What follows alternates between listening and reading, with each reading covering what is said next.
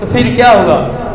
داتا حضور کی خدمت میں جب آئے تو داتا حضور نے مؤذن کو حکم کیا، اذان کا وقت ہوا، مؤذن نے اذان دی۔ جب اذان کے وقت جماعت کا وقت ہوا تو داتا حضور صف میں پہلی میں بیٹھے ہوئے تھے، اس صف سے نکل کر داتا حضور نے جماعت کے لیے آگے تشریف لے گئے، سب کو جماعت کروائی، نماز پڑھائی۔ نماز کے بعد آپ نے فرمایا کہ میرے بھائیوں، کچھ لوگوں کو اس مسجد کے قبلے پر اعتراض تھا، تو علماء بولے جی بالکل، آپ نے اپنی انا کی وجہ سے ہماری بات نہیں مانی، اس کا قبلہ جنوب کی طرف جھکا ہوا ہے۔ آپ نے فرمایا مجھے خبر نہیں کہ انا کیا ہوتی ہے، کہ نا سبحان اللہ، مجھے خبر نہیں کہ انا کیا ہوتی ہے، لیکن میں آپ کو بتاتا ہوں کہ یہ ہم نے خالصتاً اللہ کی رضا کے لیے خدمت کی ہے، اور اللہ ہی جانتا ہے کہ ہمارا دل بھی سیدھا ہے، ہمارے مسجد کے قبلہ رخ بھی سیدھا ہے۔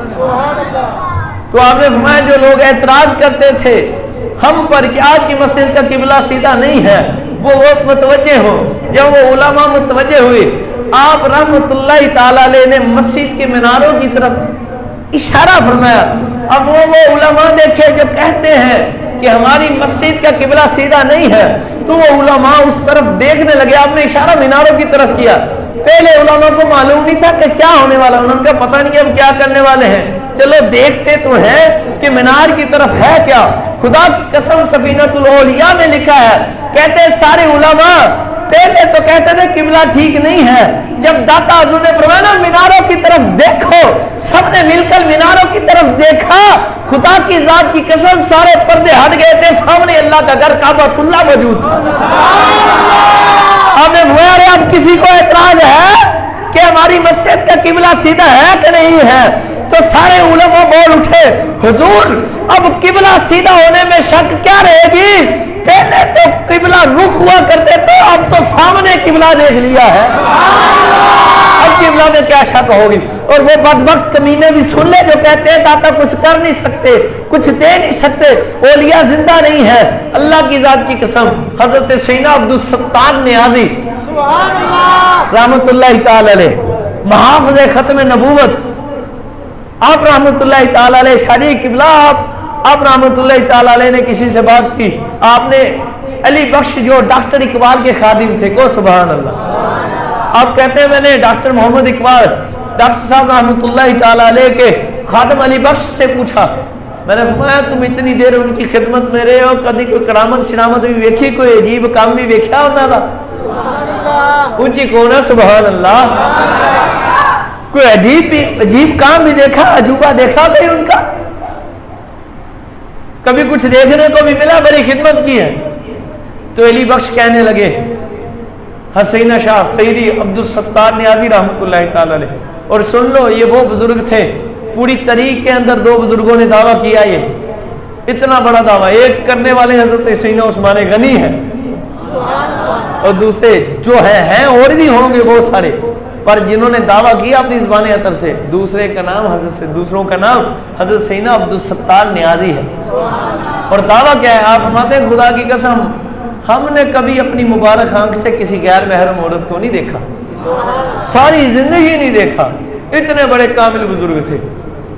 لیکن اب کیا کہتے ہیں؟ کہتے ہیں میں نے جب ان کے خادم سے پوچھا ہے نا علی بخش سے کہ علی بخش کچھ دیکھا، تو اس نے کہا حضور ڈاکٹر صاحب نے مجھ سے وعدہ لیا تھا کہ ارے علی بخش تو نے ہماری حیات ظاہری میں یہ بات کسی پر عیا نہیں کرنی، تو اب وہ چونکہ وصال ظاہری فرما گئے ہیں تو اب میں آپ کو بتا دیتا ہوں، کو سبحان اللہ۔ اور وہاں بتاؤ کیا کہتے ہیں کہ حضور ایک دن میں اپنے کمرے میں لیٹا ہوا تھا ڈاکٹر صاحب کی آستانہ پر ہی، آپ کے گھر مبارک میں آستانہ شریف پر، جب میں لیٹا ہوا تھا تو رات 2 کا وقت ہوگا، جب میں سویا ہوا تھا، اچانک آ کر مجھے ڈاکٹر صاحب نے اٹھایا، کہنے لگے اٹھ مہمان آئے ہیں، سبحان اللہ، میرے کچھ خاص توجہ میری طرف کرنی کیا؟ سبحان اللہ، بار باری توجہ طلب ہے۔ جو کہتے ہیں رسول اللہ زندہ نہیں ہے، نعوذ باللہ کچھ کر نہیں سکتے اللہ کے نبی اور رسول، میں انہیں کہتا ہوں ڈاکٹر اقبال کا نام تو لیتے ہو، ان کے عقیدے کو بھی مانو، سبحان اللہ،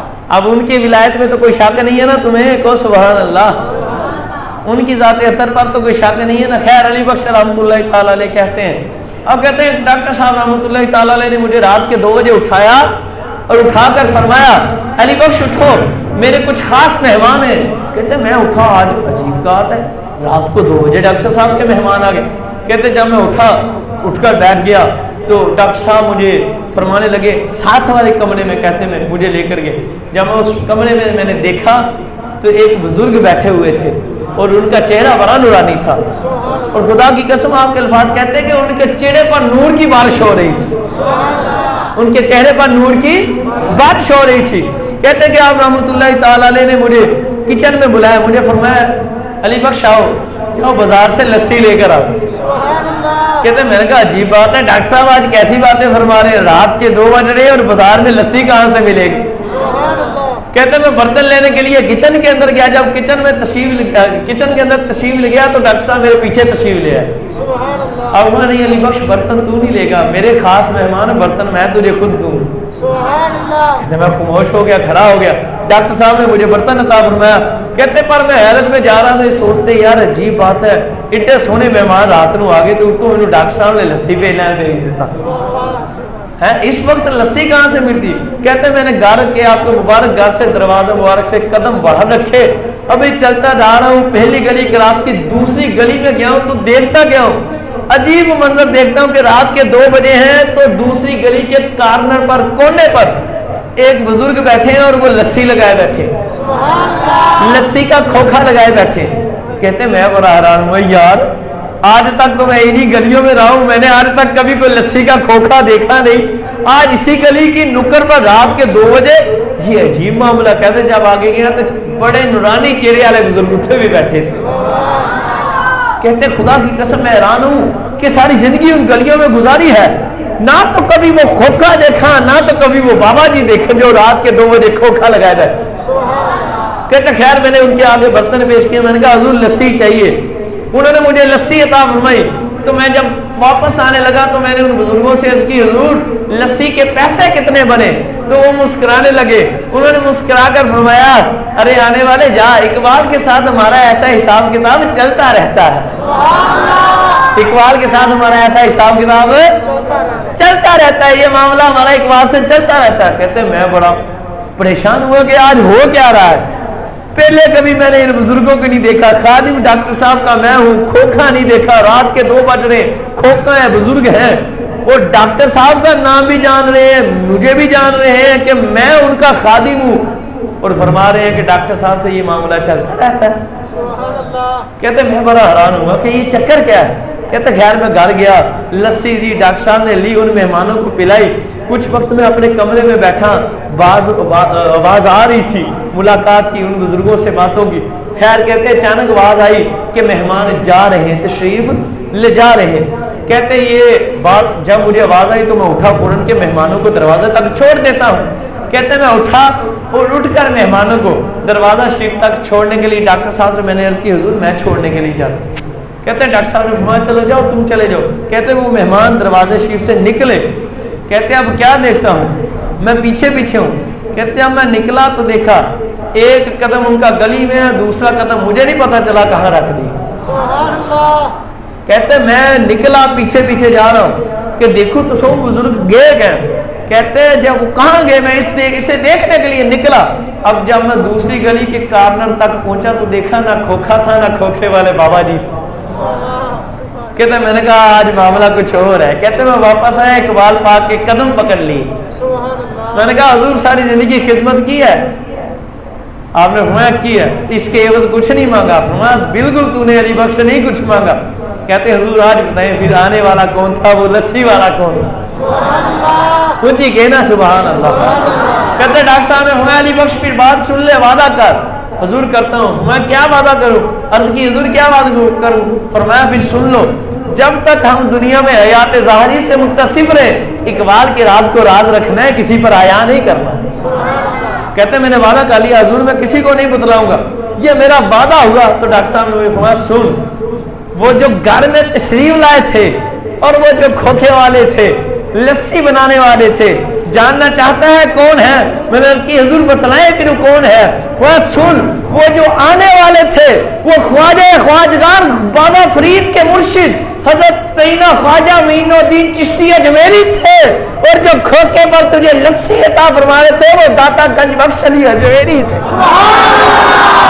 تاجدار ختم نبوت، زندہ باد، زندہ باد، تاجدار ختم نبوت، زندہ باد، زندہ باد، فیضان داتا جاری رہے گا، فیضان داتا جاری رہے گا، فیضان داتا جاری رہے گا۔